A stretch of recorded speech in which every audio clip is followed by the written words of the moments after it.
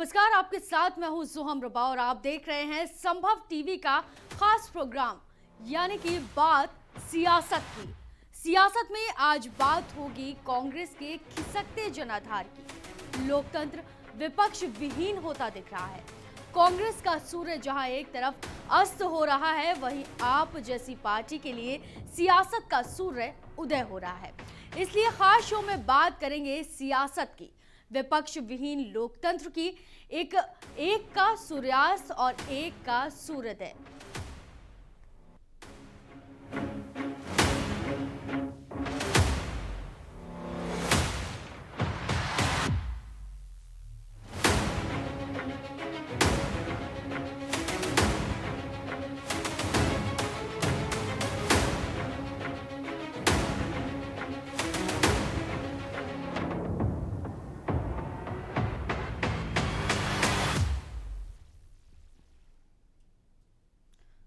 अस्तित्व की लड़ाई लड़ रही कांग्रेस छटपटा रही है अपने अस्तित्व को बचाने के लिए, पर कांग्रेस का हर बार ठंडा दिख रहा है। ऐसा लग रहा है जैसे उसमें दम ही नहीं बचा। एक तरफ जुबानी वार से कांग्रेस बीजेपी को घेरने की कोशिश कर रही है, सदन में सवाल जवाब भी कर रही है। तिरंगा यात्रा के सहारे भी कांग्रेस बीजेपी को घेरने में लगी हुई है, लेकिन सब ठंडा दिख रहा है। अस्तित्व बचाने की लड़ाई लड़ रही है देश की सबसे पुरानी पार्टी कांग्रेस। देश की सबसे पुरानी पार्टी कांग्रेस मुद्दा विहीन नजर आने लगी है। कांग्रेस की मेंशन नॉट वाली पॉलिसी बीजेपी को पहुंचा रही है फायदा। सबसे पुरानी पार्टी कांग्रेस से विपक्ष का तमगा छीनने में लगी है नई पार्टी आप। अपने अस्तित्व की लड़ाई लड़ रही कांग्रेस छटपटा रही है, मुद्दे ढूंढ रही है, जनता को बताने में लगी है कि अभी कांग्रेस जिंदा है। महंगाई के दौर में कांग्रेस ट्वीट के बम से सरकार पर वार करने में लगी है। देश में बढ़ रही महंगाई पर एक तरफ जहां आम जनता काफी नाखुश है, वहीं विपक्ष भी लगातार मोदी सरकार को घेरते हुए नजर आ रही है। हाल ही में पेट्रोल डीजल के बढ़ते दामों पर कांग्रेस ने बीजेपी पर जमकर निशाना साधा। कांग्रेस ने बीजेपी पर आरोप लगाया कि पार्टी ने चुनावी जीत को लूट का लाइसेंस बना लिया है। सुरजेवाला ने बीजेपी पर तंज कसते हुए झूठे वादे करने का आरोप लगाते हुए लिखा कि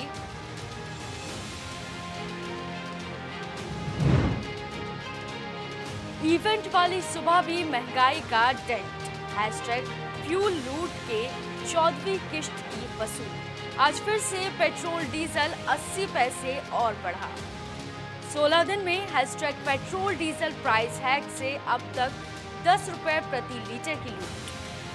16 दिन में ही पेट्रोल 10.5% बढ़ा और डीजल 11.5% महंगा। झूठे वादों से चुनावी छल, फिर जनता पर ही लूट का बल। पर कांग्रेस का ये वार भी फीका नजर आ रहा है, क्योंकि बीजेपी विपक्ष में थी तो सबने उसका महंगाई पर तांडव देखा था। इस मोर्चे पर कांग्रेस कमजोर नजर आती है। दूसरी तरफ कांग्रेस तिरंगा यात्रा निकालकर तिरंगा यात्रा के सहारे भी कांग्रेस बीजेपी को घेरने में लगी है। लोकतंत्र खतरे की बात कर रही है, लेकिन उसमें भी दम नजर नहीं आ रहा। कांग्रेस के नेता प्रेस कॉन्फ्रेंस करके जनता को मुद्दे गिना रहे हैं, बीजेपी पर हमला बोल रहे हैं।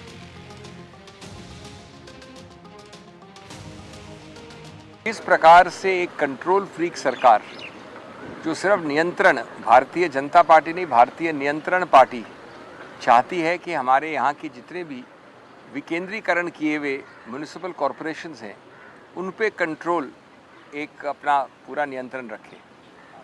मैंने 4 मुद्दे उठाए हाउस में।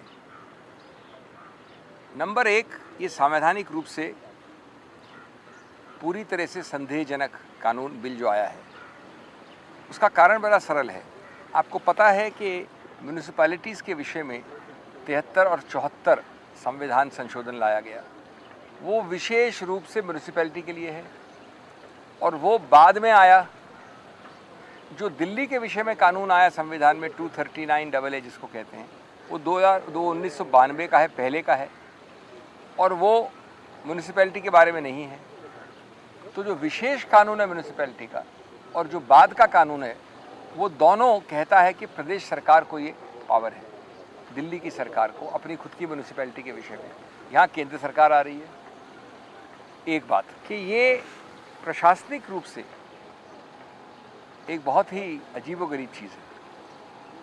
आपने खुद ने औपचारिक आंकड़े दिए हैं कि 2200 करोड़ का एक गैप है एक वर्ष में, यानी जितना कमाती है ये तीन म्यूनिसिपल कॉरपोरेशन दिल्ली की 8000 कुछ 900, और जितना व्यय करती है 6700, उसमें करीब 2500 करोड़ का फ़र्क है, गैप है, यानी कम पड़ता है।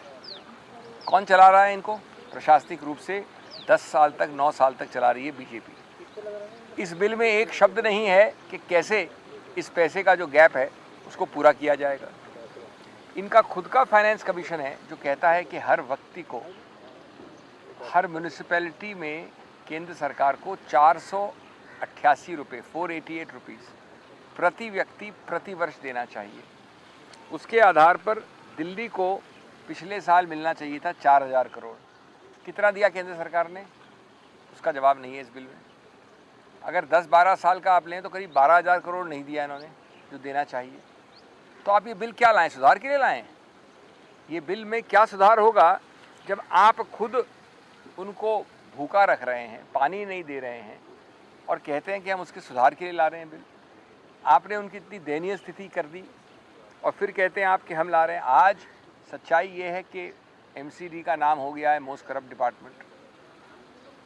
मैंने बाबा साहब अम्बेडकर साहब को कोट किया हाउस में और मैंने कहा कि ग्रामर ऑफ एनार्की में लिखा उन्होंने, I feel however good a constitution may be, it is sure to turn out to be bad because those who are called to work it happen to be a bad lot. तो मैंने प्रश्न पूछा माननीय सत्तारूढ़ सरकार से कि क्या आप इतिहास में बैड लॉट कहलाना चाहते हैं? इस प्रकार से संविधान की विकृति करके, येन केन प्रकारेण सत्ता से चिपके रहने की अलग अलग संयोजनाएं बना के एक राजनीतिक आडंबर द्वारा। और अंत में जो चौथा मुद्दा ये है कि विकेंद्रीकरण, डिसेंट्रलाइजेशन संघीय ढांचे का एक अभिन्न अंग है। उसको हमने मूल तत्व जो है संविधान का माना गया है। आप उसका उल्टा कर रहे हैं। आप जो चुनावित वार्ड में जो इंडिविजुअल काउंसलर है उसको चुनाव नहीं होने दे रहे हैं, स्थगित कर रहे हैं। आप एक हुक्मनामा दे रहे हैं दिल्ली से एक लोकल इलेक्शन के लिए कि हम वापस करेंगे डिलिमिटेशन, 6 महीने 1 साल बाद चुनाव करेंगे। आप एक जैसे एक तानाशाह बादशाह होता है उस प्रकार से आप संघीय ढांचा, विकेंद्रीकरण और वो सभी प्रावधान जो एक सशक्तिकरण करते हैं लोकल लेवल गवर्नमेंट की, उसको निरस्त कर रहे हैं। कुल मिलाकर कांग्रेस मुद्दे तो उठा रही है लेकिन ठंडे तरीके से, और इस ठंडे तरीके से बीजेपी पर कोई असर होता नहीं दिख रहा। कांग्रेस के इसी ठंडी नीति का फायदा आप उठाती हुई दिख रही है।